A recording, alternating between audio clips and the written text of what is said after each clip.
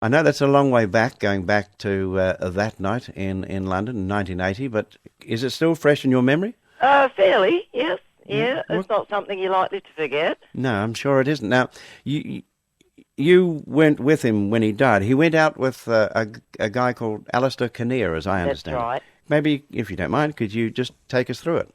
Yes, Bon rang me fairly early in the evening, about 7:30, and he wanted to go and see a new band that he'd heard of somewhere in North London, and I had plans, and I said, oh, well, Alistair's coming over later, do you want me to get him to ring you? He might go with you, and that's what happened. They set off together, but Alistair wasn't much of a drinker, and I got a phone call about 1 in the morning from a very distressed Alistair saying, he's passed out, he's half passed out, what do I do?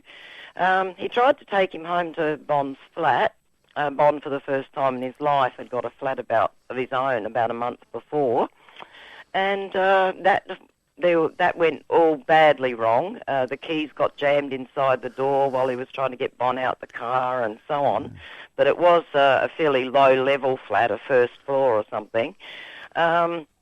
Alistair was a tall man, but he didn't have a big physique, and he wasn't a particularly physical person. Very kind, a very lovely man. Anyway, I suggested he take him home, where he might be able to get some help to get him up the stairs. I was up 5 flights, he was up 3, so that seemed sensible. Because I was 6.5 stone and used to wear 4-inch heels, so and I'd been in that situation with Bon many times, and it was difficult, believe me. So they set off for Dulwich in South London, quite a long way. By the time he got there, Bon had just completely passed out, couldn't even get him out the car. And that wasn't unusual. Not unusual, no. I once have to admit to abandoning him at Victoria Station. It was during the daytime, but I just left him there and went home. Hope for the best. Mm-hmm. He found his way home, or someone brought him home. So poor Alistair, when he got home, he rang me again and said he's down in the car, I can't get him up here.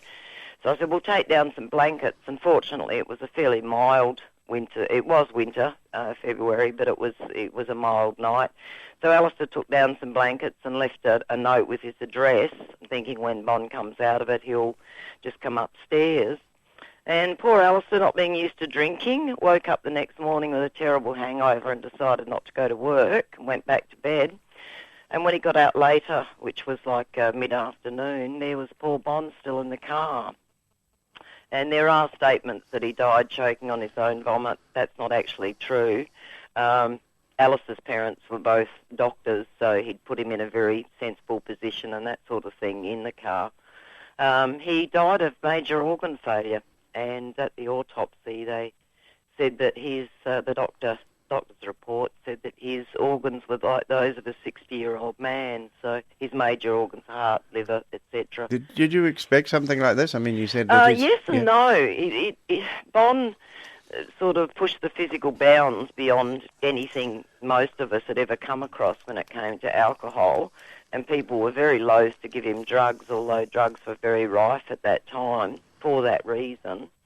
But because he just would get up and do these amazing performances every night, physically, I suppose in a way we felt that it was never going to happen, that there was something quite magical about his physicality, and so in some ways it was a shock, and in some ways it wasn't.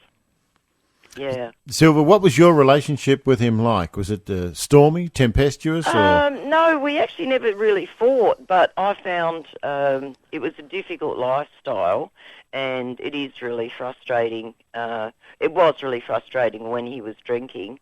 Sometimes he'd not drink for long periods, and then just binge unexpectedly, and so on. It was difficult, yeah. One time when we were back in Adelaide, back in Sydney they were doing an album, we hired a little motorcycle so that we could get around, and there were a few nights where I'm trying to go down the Kale Expressway and he's on the back, and as I said, I was pretty tiny in those days, and swaying away, it was, he could be difficult to manage. Do you think about those days? I mean, we've prompted a few memories by calling you, and thanks for coming on the program, but do Does your mind, wander back to that very often? Because you're living the quiet rural life now. Yes, it's a bit of a contrast. Sometimes it seems a little unreal, the whole of the 70s, really, for me. Yeah, I had quite an interesting life in London, and living as I do now, it does seem like a bit of a magical mystery tour. What were you doing in London, Margaret? I just started travelling in 1970. At the beginning of 1974, I set off around the world on my own and met a lot of very, very interesting people. And when Bon arrived in London with AC/DC, I'd been there for quite some time, and used to go to a lot of gigs. Ron Wood from the Stones became a friend. I shared a house with someone who worked for him, and we got to be quite good mates. And so I got to go to a lot of really interesting gigs. Yeah, I bet you did. And whatever became of Alistair? Alistair, he was devastated at the time. Alistair was the sort of person who spent his life looking after other people. His parents were a bit like that too. He was a very gentle person, and it just devastated him. And of course there was some massive publicity and stuff, and to be honest, both of us really just hid from the press at the time because it was just too difficult to... Some press can be pretty intrusive at a time like that, but it did affect him very, very strongly. As to this recent story, we have mutual friends in London that I'm still in touch with, and a woman called Carol, and if that had been the case, it didn't sound to me as though it was still like preying on his mind or anything. I was a bit surprised to read that story. But certainly at the time it was pretty devastating for everybody. I take it, as we're talking to you, you're not in Adelaide, you're not coming to the AC/DC concert here in Adelaide? I run on a very different budget these days to what I did then, and I don't have access all areas passes these days either, so no, I won't be there. But I'm sure anyone that's going, if they've never been before, they're certainly one of the most energetic bands I ever saw in my life, so it'll be a good gig, I'm sure. Hey, before we let you go, you met Bon up in Aldgate in the yes, fraternity compound. Days, yes. Yeah. I was working at Flinders University at the time, and as a secretary in the philosophy department, which was a pretty wild place to be also during that era. Yeah. And what were you? You said you were 6.5 stone. Yes. He wouldn't have been much heavier, then. was he? He was only skinny. Yes. He was only a little fella. Yeah. Yeah.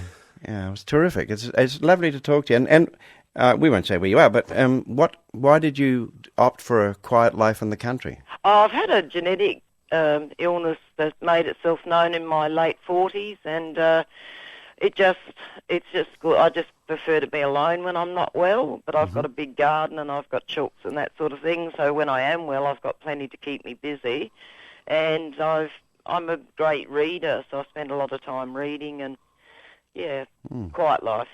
Sounds like a nice life. Yeah, it is good. I like the big sky. Well, Silver, thank you very much for your time this morning. Okay, thank you. It's been great to talk to you. Bye.